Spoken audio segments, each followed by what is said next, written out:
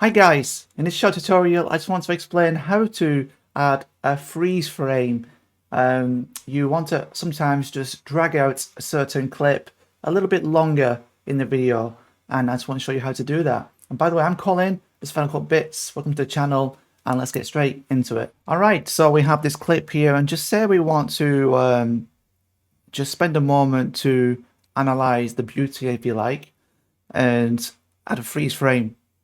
What you need to do is select the portion that you want to freeze, and like we'll just pick that one. Say maybe not the best, but we do Option F, and what Option F does, it adds a bit of a still clip to that, right? So then we play the video, we play it, and we lose the sound, but we freeze that frame in a way.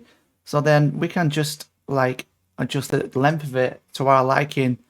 But that is pretty much, you know, how you had a freeze frame. I'll just go back. There's another way. If you want to use a menu, you just go to Edit, Add Freeze Frame. But if you can remember Option F, it's a lot faster. Shortcuts in this program is so much faster once you learn them.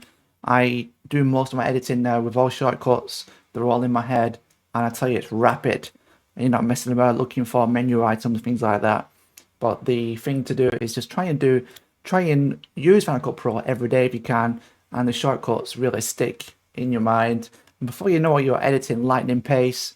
You know things automatically. Option this, option that, shift this, shift that, control this.